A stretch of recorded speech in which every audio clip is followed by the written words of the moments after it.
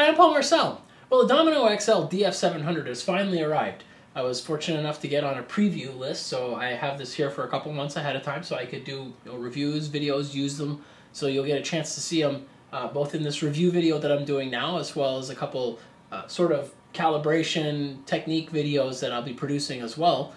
Along with just the usual podcasts that I have, I'll be using this on a couple different projects. Now, Domino XL DF700 is a mouthful, so a long time ago I coined Domizilla as the name, so that's what I'm probably going to refer to it half the time, simply because it's a whole lot easier to say, and it's kind of appropriate once you see the size of this thing. So what's it look like? Well, let's go open the case. It comes in a Sys5 T-lock case, and it's got the nice molded top on it to help hold everything. So this one here, they put a lot of extra thought in to make sure that the case itself, a single box, would be all that you'd need to bring on a job site if you're using job site work. Of course, it comes with a power cable. Very interesting. And then this is the Domizilla itself. And for a comparison, it completely dwarfs the 500.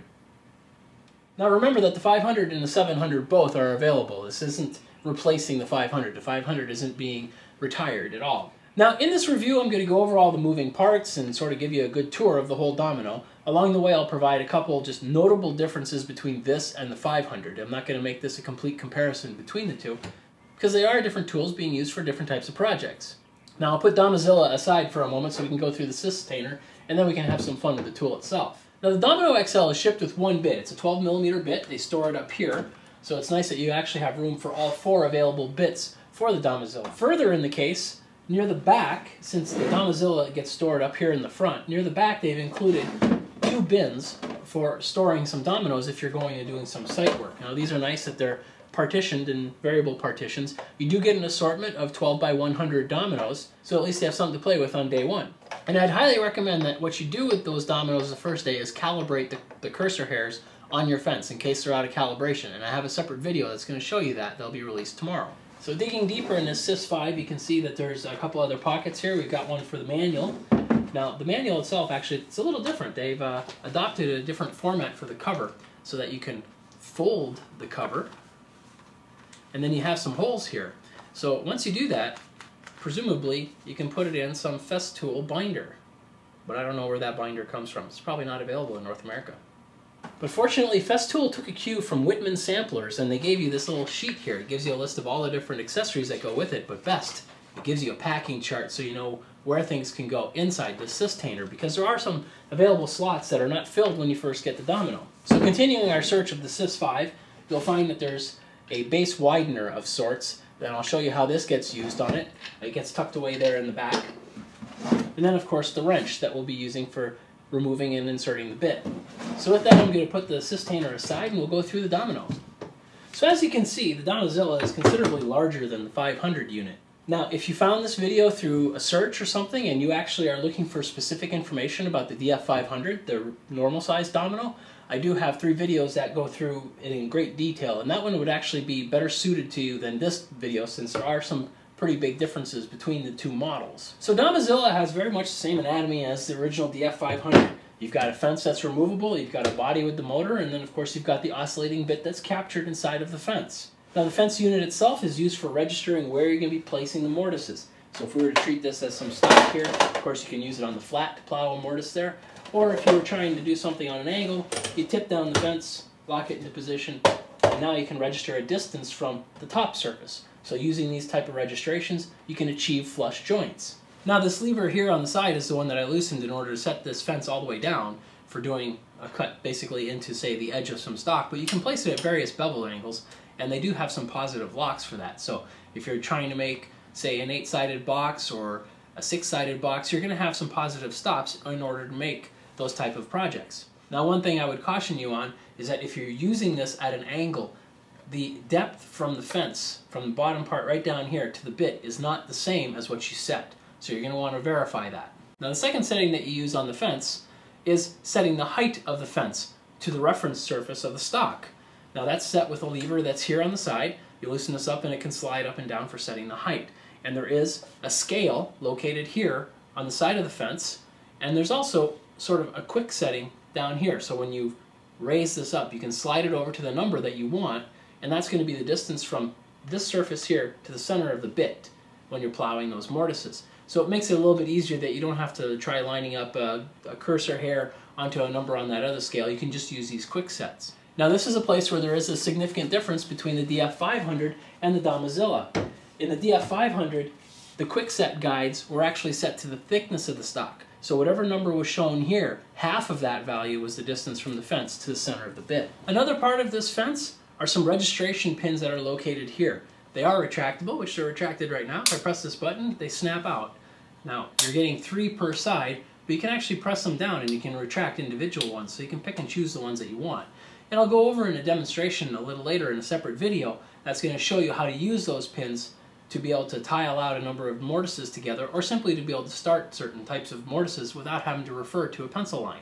Now the fence itself includes some registration marks here on the bottom. This one here is marking the center of the bit, so you can use this when you're trying to do certain type of mortises where, say, you need to stand the unit up. So you would be able to stand the unit up like this to plow down, and you'd be able to line it up to a pencil mark or any other registration mark. And then there's additional marks here that indicate where the pins are located. So if you're marching across using pins as spacing, you would still be able to use these marks to continue on in places where the pins aren't allowed to be used. So I, for one, am happy that the pins have returned. Now to change the bit, you remove the fence. There's a little latch here that you use, that you lift this to release the lock on it to be able to pull the fence right off. Now it's kind of recessed, so you're not going to be able to get your finger in there and do it, because they want you to use the wrench for it. You just pop that in there and just push it straight up and it unlocks. That's a nice feature to keep it like that you can't possibly use your fingers, because you wouldn't want something to hit that and accidentally release the fence while you're doing some work with it. So it just slides right off. Now the fence also includes an integral dust port that's going to be pulling all the chips. Now this tool acts exactly like a router, so when you're plunging down, you're going to be getting an oscillating bit going back and forth, cutting out the hole. So you're producing a lot of chips that need to get evacuated in order to get a clean hole. So you definitely want to run this all the time with a dust extractor, especially when you're making the deeper mortises that you can make with the Domizilla. So I'll put the fence aside, now we can go ahead and put the bit on. The bits for Dominoes, they're proprietary bits. They actually are threaded, so it's just going to screw into the end here. Now there is a ratchet lock, so that when you get all the way down here, of course I'm turning, but now it's turning the motor. So there's a ratchet lock on the side here. Just press that in, and then it'll lock into place, and then you can tighten it the rest of the way with the wrench. Now, of course, it's possible that once in a while you're going to put something on there and it's just going to be really hard to take off. There is a flat set of facets that are actually on the oscillating portion of the Domino. This wrench is a 12mm wrench that comes with it, but if you have your own 10mm wrench, of course you can put it on here, and now this will facilitate removing bits that are a little harder to get out. So that's a nice feature, so you don't have to crank on this with your fingers. Now it's not going to cut really well with that. Now a couple other parts of this body before I put the fence on, so it's a little easier to see. Anything that's green is basically something that you're going to want to adjust, with a couple exceptions. Here on the side is the plunge depth limit. So the plunge depth can go anywhere from 15 to 70 millimeters in 5mm increments. So you just depress this button and you can slide it around. Now they have these other two buttons that are here that can act as limits. So it's nice that you can slide this over, and now you can't go past that point either way. So it's handy if you're doing offset mortises. With an offset mortise, what you do is, say you have a 100mm long stick, you might put 65mm in one side and 35mm into the other side in order to create the 100. But when you're dealing with something like that, you're often changing the depth. It's nice that you could set the two extremes with this and simply slide the slider to either side to lock it into place. Now we already talked about the release, that's for removing the plunger for the fence. Then on this side here is the ratchet for the bits. If we take a look at a couple other parts, this latch here is for controlling the width of the mortise. Up here there's two widths selectable. The smaller looking hole is for an exact size width mortise. It's going to be exactly the size of the Domino width. The larger size is for this width plus 3mm, so it gives you a little bit of play so that you can do things like lining up and aligning. Now changing it is by flipping this latch. However, you're supposed to flip this latch just like a clutch. Make sure you do it while the motor is running. Last little bit of green, the power switch. It's actually a very nice design for the ergonomics because of the way that you can easily hold it down at a good level, and it's comfortable for your arm. So I'm finding that you just, hands, you don't really need your thumb much just to flip the switch.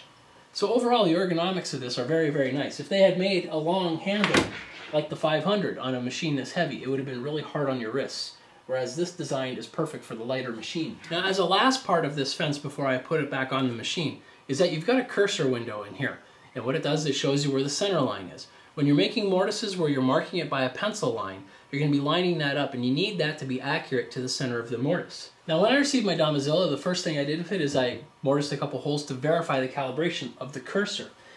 So I just got some simple MDF, plowed a hole in there using a line, a very accurate line cut from tape, put that together, and I'm getting just flush edges on it. So this thing is in perfect calibration for me from the factory. Now when I received my 500, it was absolutely not in calibration. So what I suggest to you is, if you were to pick up either Domino, is to make sure that the first thing you do is calibration. And I do have a video that I'll be releasing this week that shows the calibration. It's very fast to do, and hopefully you'll have nothing to do when it's already calibrated. So reassembling, just line up the plunge rods, slide them in until you get the click. Now one of the accessories that you receive with the Domizilla is this sort of base widener. What this does is it attaches to two screws that are on the bottom of the fence. Slide that up and screw this in. And what it does is it gives you a wider base when you're doing a plunge vertically like this.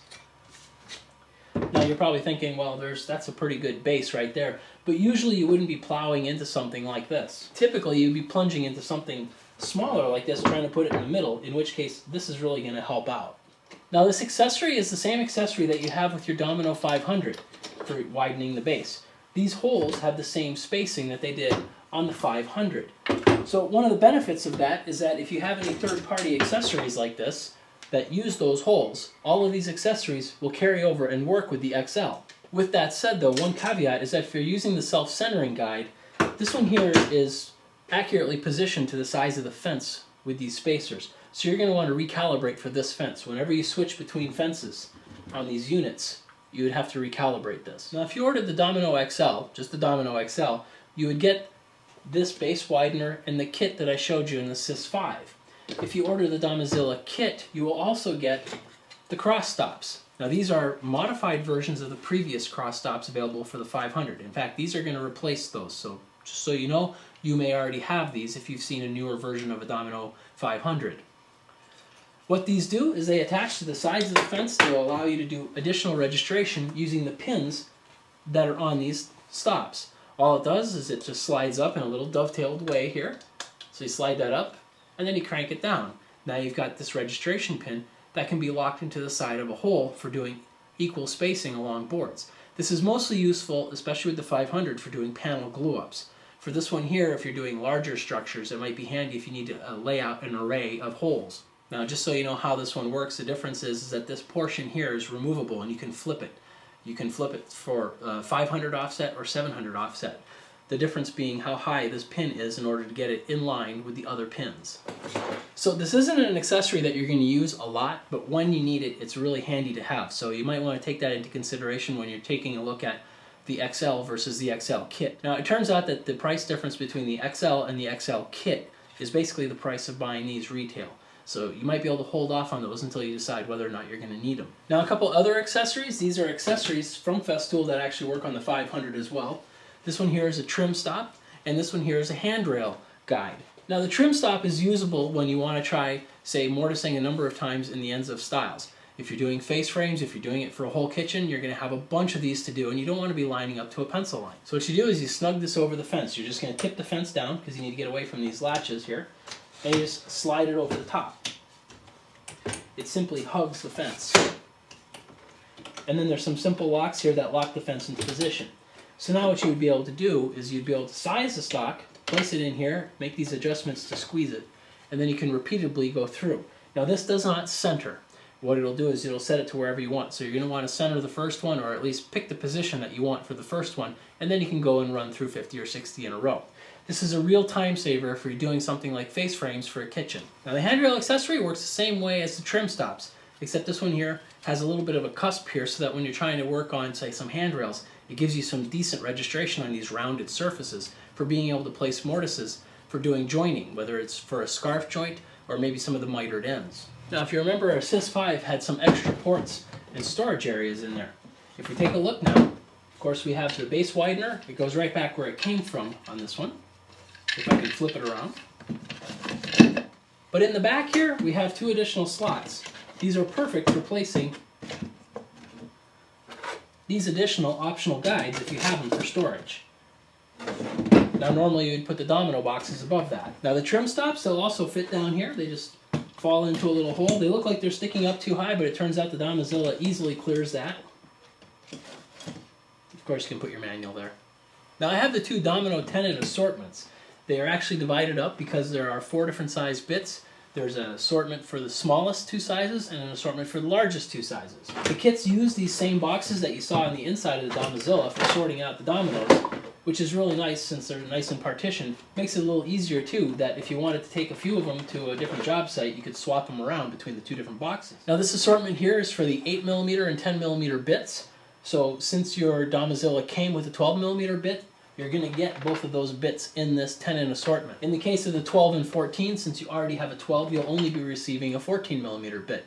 And that actually explains the price difference between these 2 kits. So if you take a look at some of these bits a little closer, these are solid carbide bits, so these things last a long time.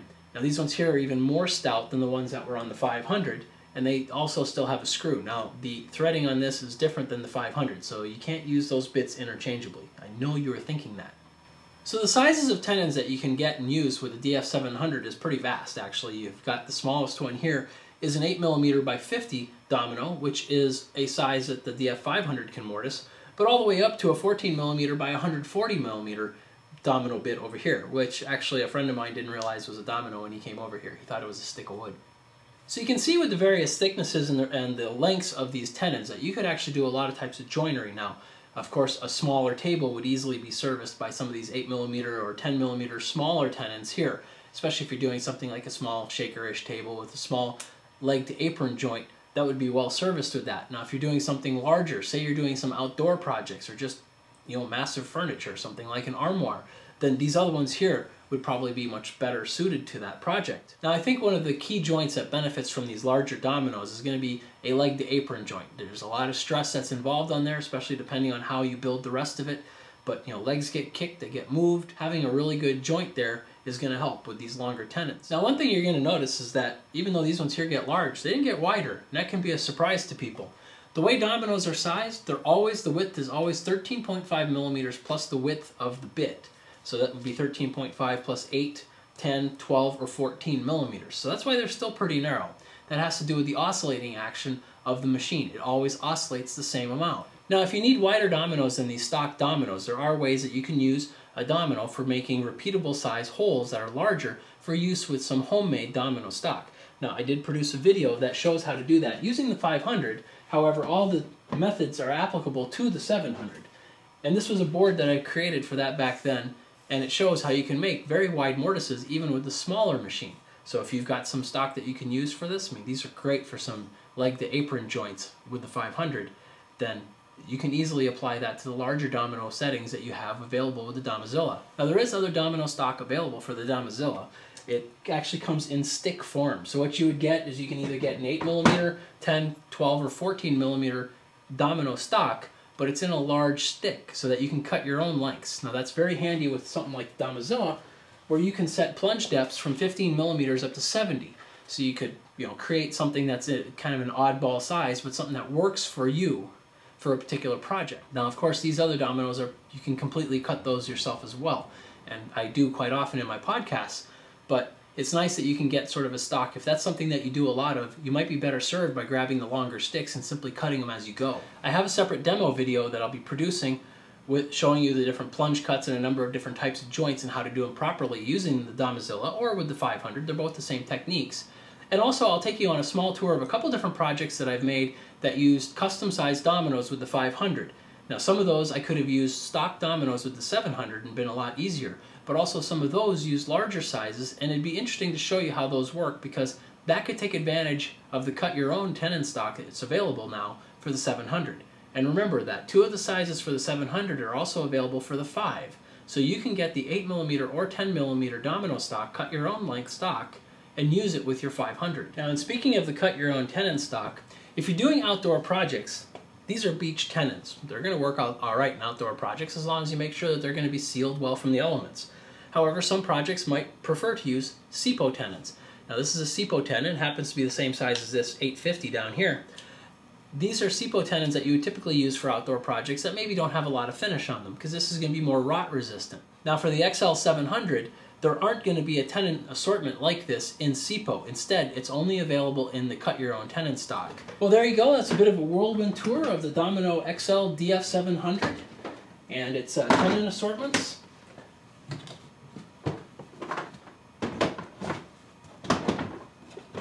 Gotta admit, makes for an impressive stack.